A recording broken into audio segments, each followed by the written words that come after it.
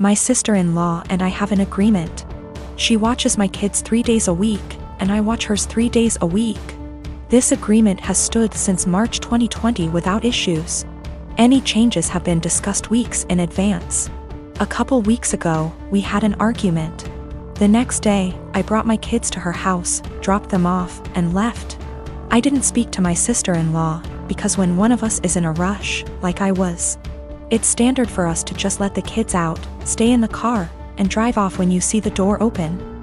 I drove to work, about 40 minutes away. When I got there, I had about 20 missed calls, and even more texts, all from my sister-in-law, all saying she didn't want to watch the kids given our argument. Her first text arrived a little before I got to her place, but I didn't see it until I got to work because my phone is always on silent when I drive. I rang her, said I'll arrange to work from home, then come get the kids. She said I have 45 minutes to get back to her place or she would call the police. I told my supervisor the situation, and she said I could leave after I did a few things. This delayed me 20 minutes. When I got back to my sister-in-law's, just over an hour later, she said she'd already called the police when the 45 minutes ran out. I then had to stick around long enough to tell the officer that I didn't abandon my children, there was just a communication issue. Sister-in-law and I had another shouting match later over this. I arranged other childcare for my kids and I've been mostly ignoring her since. However, she reached out and apologized, and has asked if I'd be willing to go back to the old childcare arrangement. I work with kids. If I got child abandonment on my record, I would never work in my field again, which she knew. And her calling the police was a massive overreaction, so if she needs a babysitter she can go whistle for all I care. She said that if I checked my phone, talked to her that morning, or came back when I was supposed to, she would not have needed to call the police, and I did this to myself. As she gave me a warning with that first text and I could have checked my phone or spoken to her directly when I got to her place. All of which she says she would have done if she were in my position, given that we'd argued the night before. I've told her that if she thinks I'm babysitting for her, she's delusional, and she's on her own. Because of my refusal, it's looking like she may have to quit her job because my brother and her would pay more for a babysitter than they would earn from her working. My mother and brother have both called me an arsehole because there were no consequences to her calling the police, and that while she overreacted, she's apologized, so if I really forgive her, I'll let us move on. This income loss would also mean that she, my brother, and my niece and nephew might need to move somewhere cheaper. That my brother might have to take on extra hours at work. And in an extreme scenario they may even be completely unable to live independently, meaning they'd have to move in with her parents, who live several hours away. 6 years ago my son Matthew had a daughter with his now ex-wife Josie. I have always thought of Josie as my own daughter, so when they divorced 7 years ago due to my son cheating, I was conflicted and disappointed. Josie wasn't particularly close with any of her family, so my husband and I naturally took them in. Josie was an angel. She had insisted that we didn't have to lift a finger more than before we had taken them in, and though she was hurt, she kept civil around Matthew. My husband and I held a huge hand in raising their daughter Ruth, because Matthew remarried less than a year later and now has a 4-year-old son after disowning Ruth. 2 years ago my husband was diagnosed with lung cancer. It was hard on everyone, especially Ruth. They were extremely close. She told him about her girlfriends and boyfriends before anyone else and has always wanted him to be the one to walk her down the aisle. At her wedding, Matt rarely ever visited and didn't answer our calls, often saying that we had other kids, so it wasn't like my husband was dying lonely. Last night Matt stopped by to talk about inheritance. He never mentioned Josie nor Ruth and hinted that he thought he should get more inheritance than his siblings the entire time. My husband and I shared awkward looks until he decided to cut in.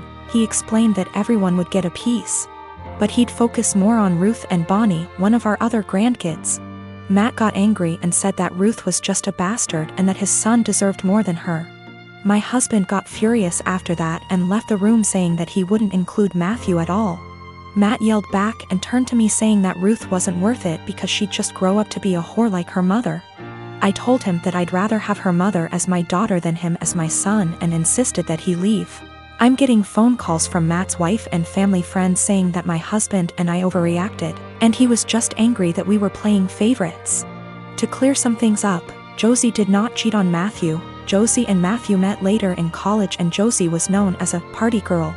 Before that, Ruth isn't the product of an affair, but we are planning on getting a DNA test because what Matthew said has gotten under Ruth's skin. She was at the house when this occurred and overheard it.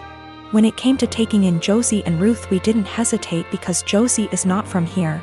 She and Matt lived in another country until he moved them here a few months before he got caught cheating, and they had nowhere else to go as Josie was a stay-at-home mom.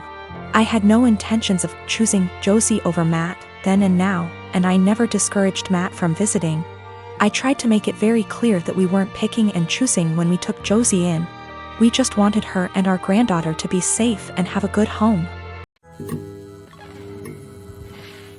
I've been out of the closet since I was 17, in 2007. When I came out, people in my family said some pretty hurtful things, which I totally expected.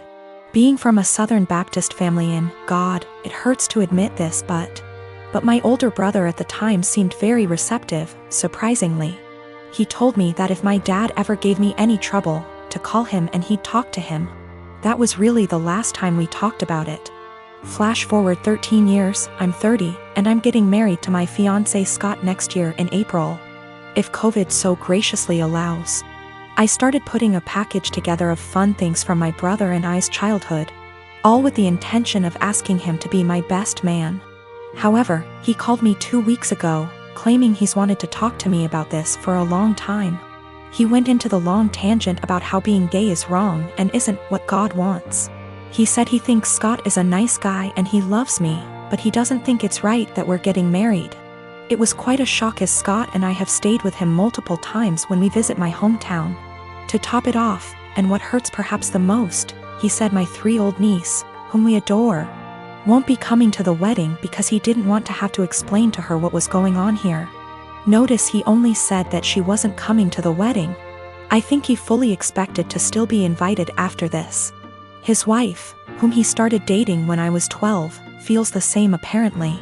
My whole dad's side of the family feels the same way they do, but I've already written them off mostly in my mind. My mother is beyond pissed and upset at them. I think what upsets me the most is a sense of betrayal. They were my safe spot in the family. I felt like because they're close to my age and younger and went to college, they would understand and it wouldn't be a big deal to them. I almost feel a bit embarrassed because Scott comes from a wonderful Italian Catholic family and they've never been anything less than loving and supportive. I told them that, on what is supposed to be one of the happiest days of my life, if they or anyone else is sitting in the audience and in the back of their mind thinking that what we're doing is wrong or not right, they should just stay home. I know my brother and family love me, but it feels up to a point, conditional, and limited. I told them that they learned being gay is wrong. They weren't born not liking gay people. So they can unlearn it, if they were willing. But I don't think that's going to happen. I, 29F, dated a guy Joe, 30M, for 3 months before he left me to go back to his ex Kim, 30F. Right after we broke up I found out I was pregnant and now I'm at 24 weeks. I let him know and he was ecstatic.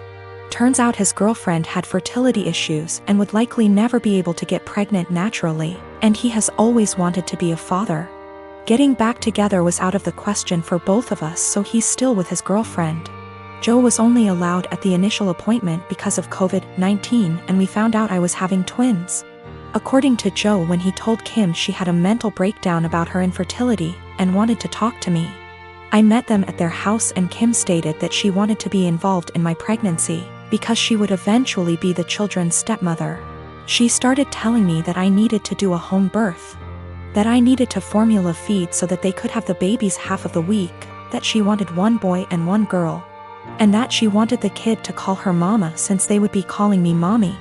I shut her down and said I would make the best choices for my children and my body and left. Kim continued to be overbearing and texting me every day about my eating habits, exercise habits, and ing about how her job wouldn't let her take maternity leave. At the virtual genetics counseling appointment, She attended instead of Joe and took over the whole meeting trying to talk about her family history which wasn't relevant. When it came time for my 20-week level 2 scan, they allowed me one guest and Joe suggested I take Kim instead of him, which I refused to do. Joe did end up coming and he found out the gender because I wanted to keep it a surprise for me so we could throw a gender reveal party. I put a pregnancy announcement on my social media and then she put up an announcement saying they were expecting twins. The non-traditional way, and how blessed she was. I was irritated but I kept my mouth shut. Then she threw a gender reveal party and posted it on social media. I wasn't even invited. She also announced that she's having a baby shower. I commented on her posts and told her to stop treating me like a surrogate, that the kids weren't hers. And that Joe didn't have any claim or custody of the kids until they are born. I then called Joe and reiterated all of this and stated that I would not be seeing either of them until we went to family court, and that my mother would be my birthing partner. He and Kim and some of her friends and family are saying I'm an asshole and her mother even called and insisted I give her one of my babies like this is the parent trap? I'm definitely getting a lawyer ASAP. Y'all have scared the shit out of me but I'm happy you did. We used condoms because I do not react well to hormonal birth control and I had to wait to get a non-hormonal IUD because of other medical issues. The Thursday I posted this, I went to the police and they stated that there was nothing they could do because a crime hadn't been committed. In my state, orders of protection are criminal or family, so I was able to get one against Joe. On Friday, I did get a lawyer and they let me know in my state there was nothing I could do as far as custody before the babies are born. So I will be leaving my state soon to ensure that this isn't my baby's home state and I can't be charged with anything. Kim came to my job, damaged my car, and broke a bunch of office windows. I work with kids, so she was arrested for not just the criminal damage and trespassing but also child endangerment, so hopefully that works in my favor. Also, if Joe did it on purpose, I don't think Kim knew. Because she was screaming at me about how I stole her life and everything I had was supposed to be hers. I have orders of protection against both Kim and Joe. I left the state anyway and Joe and Kim started harassing me again because there's no legal jurisdiction when you leave the state. But I have enough evidence that I was able to press charges in my current state as well and will be pursuing a restraining order here.